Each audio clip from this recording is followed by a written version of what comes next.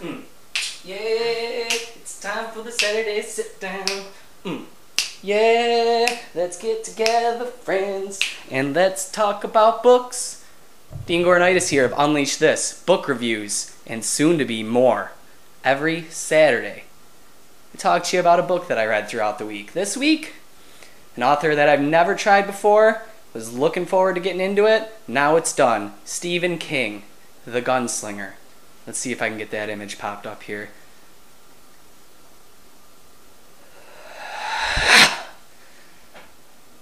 Cool.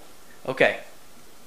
So, The Gunslinger is the first part in a 7-part series that Stephen King considers to be the central point of all his novels. Apparently, as the series goes on, you get references to other pieces of his work, and they all sort of interconnect in this big spider web, with the Black Widow being right in the middle, whose name is The Dark Tower.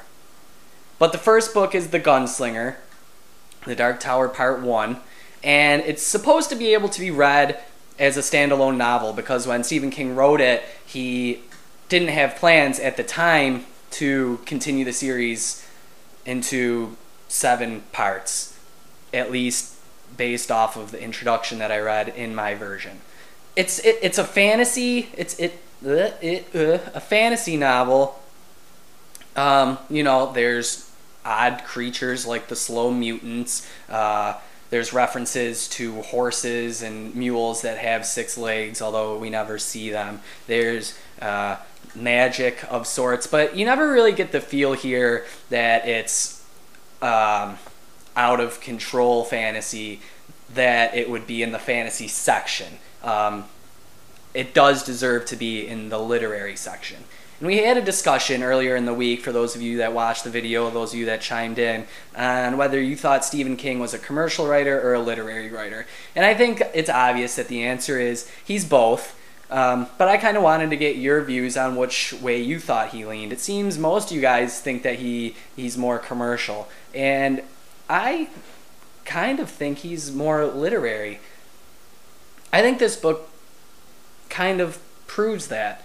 Now, one of my friends on Twitter, Beat Girl, brought up a good point, I think, that Stephen King is an awesome storyteller, but his prose aren't top-notch. And I can agree with that. But they're good enough to be published and well-recognized. His storytelling is his strength, and it carries his prose. The story follows a character, Roland, and he is the last gunslinger. It's sort of what I got out of it, an alternate universe where, with all this magic and things like that, guns aren't really around anymore. They're almost like a mystic weapon. I almost got the vibe that, like, the ammo he used was magical too, just because he used so much of it, and it was odd to think that he could carry that much regular ammo. But he is the last gunslinger, and that apparently carries a lot of weight in his realm. As he goes along, he meets and encounters a lot of people, and you get to learn more about his character and the type of person he is. And this is where I started to have a little trouble with the gunslinger, because in my mind, I don't know if I really like Roland as a character. That's a debatable topic when it comes to books, whether or not the main character needs to be likable. A lot of people will say that it doesn't really matter. I don't know if I agree with that. I think it takes a lot of hard work, and I think you struggle a lot when you're trying to read a book whose central character is somebody you're not sure you really like. As I was reading along in The Gunslinger, Roland just feels to me like somebody who doesn't care about anybody else but himself. And there's obvious points to that. There's his relationship with Jake, and I don't want to spoil that part of the story for you, but pay attention if you do decide to read how they interact. There's a relationship earlier on in the story with Allie, who he seems to just use for his own self-interests. And I don't like that. The Gunslinger follows around the man in black the entire story. That's what the novel's based on. He chases the man in black.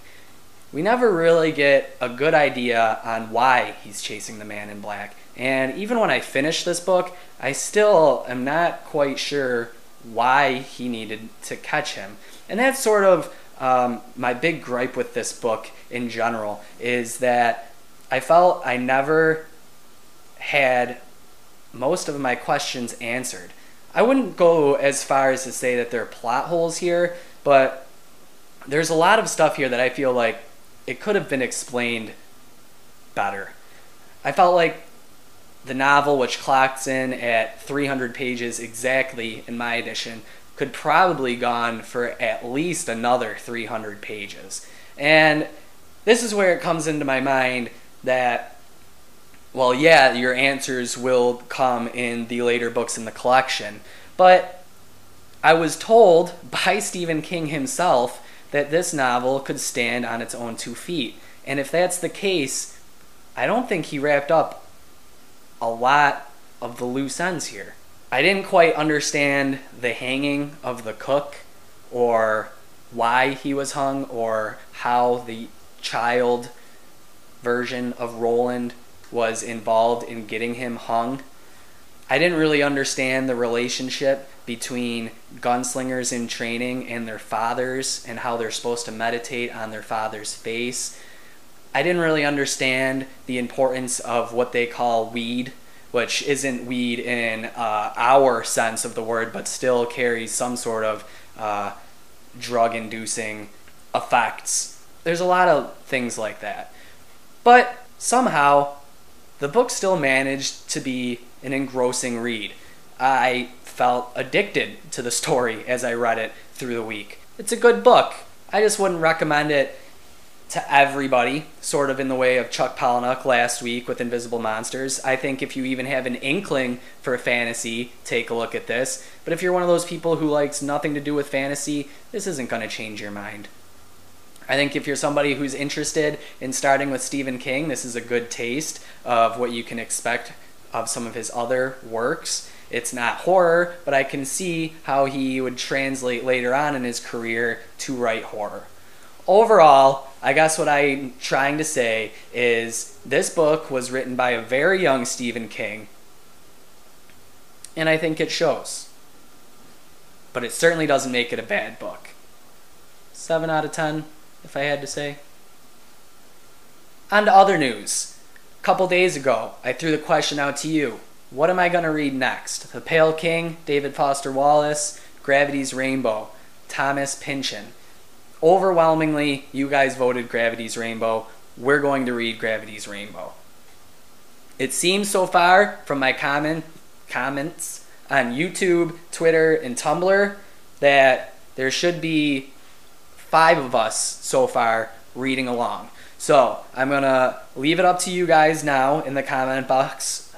God, I can't talk today. Or on any of my other social network pages to let me know if you plan to read along with us. We're going to take this and read it for 3 weeks. I'm going to do my initial thoughts on week 1 after I read the first third of the book, my meatier thoughts on week 2 after the second third, and my final feelings, synopsis, etc. on week 3. That's going to give us 3 weeks to read a book that is about just under 800 pages. So if you want in, let me know. And Sunday or Monday or something along those lines, I'm going to release a list of the people and where they are, Twitter, Tumblr, YouTube, that are going to read the story with us, so that together we can all talk about this, we can all have a good time. Gravity's Rainbow is a goddamn classic if I've ever heard of one. So I think we can have a lot of fun with this, talking about all sorts of stuff for the next 3 weeks. I hope you get involved. I hope to see you next Saturday. Look out for my new stuff. I'm going to start tackling album reviews, and I'm going to start looking at some art. Don't know if that's going to happen this week, but it's going to happen soon. Take care of yourself. Take care of your family. Take care of your pets. Take care of strangers. I'll see you guys in a couple days. Unleash this. Over and out.